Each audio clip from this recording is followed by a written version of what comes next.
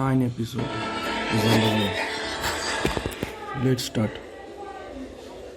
पराठे वाले की दुकान में ठीक वैसा ही शोर था जैसा रोज रहता है, जहां पर लोग बैठकर अपना खाना खा रहे थे और रेस्टोरेंट वाले इधर उधर घूम रहे थे।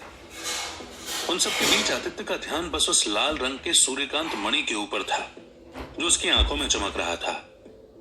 उस मणि के अंदर एक सफेद रंग की चमक थी जिसमें उसे सुशील का ही चेहरा दिख रहा था।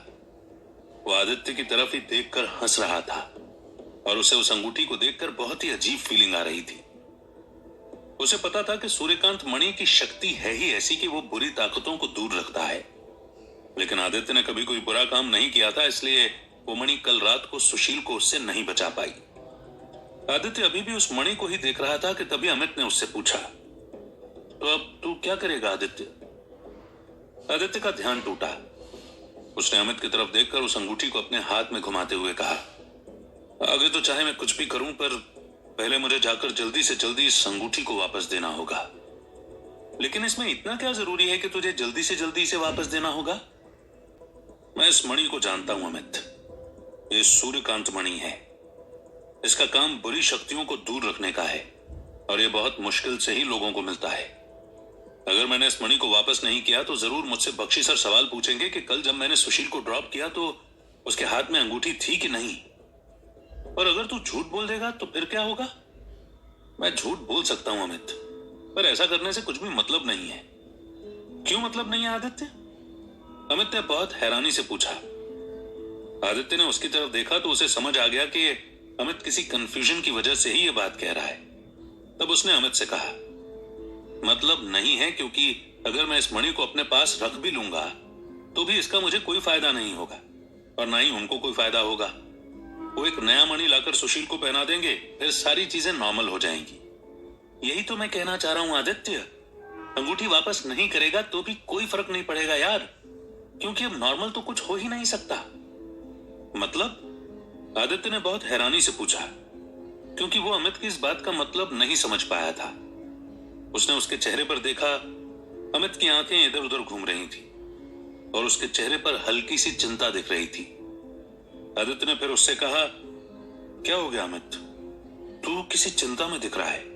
तुझे जो भी बोलना हो बोल, मैं तेरे साथ हूं। आदित्य की बात सुनकर अमित ने इधर उधर देखना बंद किया और फिर कहा, यार आदित्य, मैं कल रात से ही बहुत परेशान हो रहा हूं, मुझे माफ कर देना यार। कल मैंने तुझे फालतू में ही कुछ भी बोल दिया।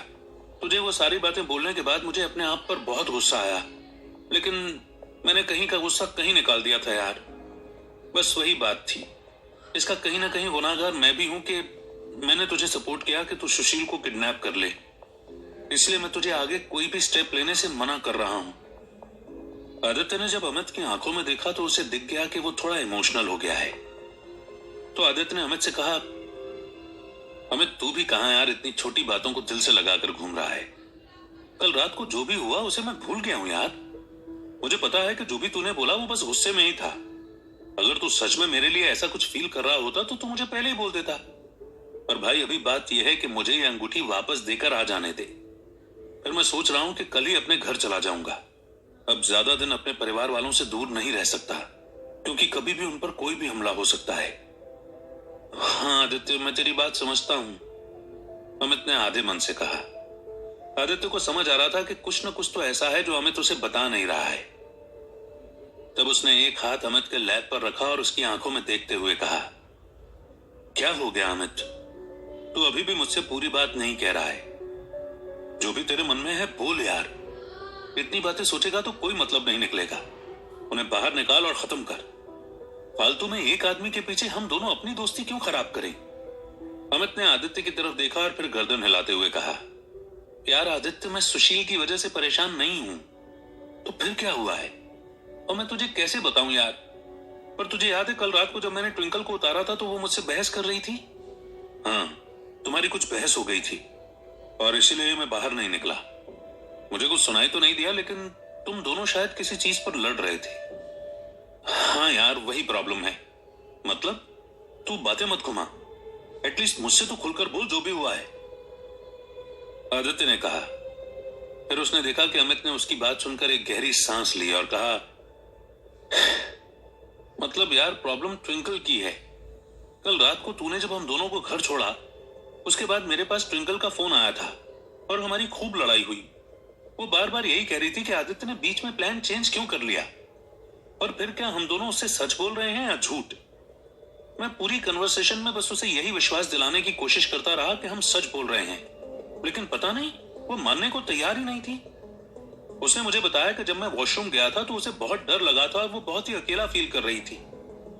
बातों ही बातों में हम दोनों ने एक दूसरे के लिए अपना प्यार एक्सप्रेस कर दिया। यार ये बस तेरी वजह से ही पॉसिबल हो पाया, क्योंकि तेरी वजह से ही मैं ट्विंकल का दोस्त बन पाया हूं। अमित कहते कहते रुका और फिर उसने आदित्य की आंखों में देखकर कहा, तूने जब उस दिन जुबैर अहमद की डील ब्रेक की थी, उसके बाद से ही मेरी और उसकी बहुत अच्छी बातचीत शुरू हो गई थी। तू बीच में ऑफिस नहीं आ रहा था, लेकिन वो और मैं दिन भर हैंग आउट करते थे और संडे को तो 2 बार हम मूवी भी गए थे। हम बिल्कुल दोस्तों की तरह रहते थे, लेकिन कहीं ना कहीं दोनों को समझ आता था कि एक कनेक्शन है जो हम दोनों एक दूसरे से छुपा रहे हैं। वही कल रात को सामने आ गया। बस यही प्रॉब्लम है। अरे तो उसमें प्रॉब्लम क्या है? ये तो बहुत अच्छी बात है यार। तू भी कहां मुंह चढ़ाकर बैठा है? मुझे तो लगा था कोई सीरियस प्रॉब्लम होगी जिसकी वजह से तू परेशान है, लेकिन तू तो बहुत ही बढ़िया बात बता रहा है। आदित्य, मैं तुझसे एक सवाल पूछ सकता हूँ? हाँ बिल्कुल पूछ। आदित्य, मुझे सच सच बताना कि क्या पिछली जिंदगी में भी ट्विंकल मेरे साथ थी या फिर नहीं? क्या पिछली जिंदगी में जब तू मेरे साथ नहीं था तब ट्विंकल मुझसे बात करती थी या नहीं? अमित का सवाल सुनकर आदित्य चुप हो गया, क्योंकि उसे पिछली जिंदगी से याद था कि ट्विंकल ना तो उससे बात करती थी और ना ही अमित से। उसकी नजर में वो दोनों किसी बेवकूफ से कम नहीं थे और वो अक्सर ही उन दोनों को ह्यूमिलिएट करने के चांसेस ढूंढती रहती थी, कभी मीटिंग्स में तो कभी दूसरे एम्प्लॉयज के सामने। और वीर के साथ मिलकर बहुत बार उन दोनों का मजाक भी उसने उड़ाया है। आदित्य को पता था कि उसे अमित को सच बताना ही होगा और उसने ये सारी बातें उसे बताई। तब अमित थोड़ा निराश हुआ और फिर आदित्य ने कहा, देख यार अमित, पिछली जिंदगी में जो भी हुआ उसे छोड़ दे। उस जिंदगी की तो बात करना भी बेकार लगता है, लेकिन वहां से बस मुझे मेरा मिशन ही याद है। लेकिन तब मैंने जो गलतियां की थी, मैं बस उनको रिपीट नहीं कर रहा हूं। जैसे मैं निखिल और अनुराग से दोस्ती करके बैठा था और अब मैंने उस गलती को सुधार लिया है। मैं तुझे ही अपना एक लौता दोस्त मानता हूं। ये जिंदगी इसी तरीके से चलती है यार। जो हो गया वो हो गया है। अब उन सारी चीजों को जाने दे। तू बस इस एक चीज पर फोकस करके तू ट्विंकल के साथ अपनी जिंदगी आगे कैसे बिताने के बारे में सोच रहा है। हाँ आदित्य, पर फिर भी अमित कुछ कहने वाला था कि तभी आदित्य का फोन बजने लगा। उसने देखा कि उस पर अनामिका का फोन है और उसे शक हुआ कि एकदम से अनामिका उसे क्यों कॉल कर रही है। वो वहां से उठा और थोड़ा चलते हुए बाहर आकर उसने फोन उठाते हुए कहा, हेलो। हेलो आदित्य, कैसे हो तुम? अनामिका ने बहुत ही सिंपली पूछा। आदित्य को उसकी आवाज में कल रात जैसा कोई डर भी नहीं लग रहा था और ना ही कोई एक्साइटमेंट लग रही थी। तब उसने कहा, मैं ठीक हूं अनामिका, तुम्हारे नाना कैसे हैं? नाना जी ठीक है आदित्य। क्या तुम अभी फ्री हो या फिर ऑफिस में हो? मैं ऑफिस में हूं, लेकिन लंच टाइम चल रहा है, इसकी वजह से फ्री हूं। बताओ क्या कह रही हो तुम? वो आदित्य, नाना जी की तबीयत थोड़ी सी अनस्टेबल है और हम सबको लग रहा है कि वो हमारे साथ ज्यादा दिन तक नहीं रह पाएंगे। उनकी इस हालत को देखते हुए ही दादू ने अर्जेंटली ही मेरे भाई करण को अमेरिका से वापस बुलाया है। वो चाहते हैं कि तुम उनसे एक बार मिल लो। वो तुम्हें फोर्स तो नहीं करना चाहते, लेकिन उन्होंने मुझे बोला था कि मैं तुमसे पूछ लूं। एक्चुअली तुम भी हमारी फैमिली का पार्ट हो, इसलिए और कल रात को जो तुमने किया दादू उसके लिए भी थैंक यू बोलना चाहते हैं, वरना पता नहीं क्या हो जाता। मतलब ये कि कल रात को जब तुमने चाचू को घर छोड़ा, उसके बाद वो बार बार किसी का नाम लेकर चिल्ला रहे थे। वो कह रहे थे कि वो उसे मार डालेंगे, उसके परिवार को मार डालेंगे और बहुत ही फालतू की बकवास कर रहे थे। जैसे तैसे करके उन्हें दादू ने कंट्रोल करा और जब वो सुबह सोबर हुए तब दादू ने उन पर चिल्लाया।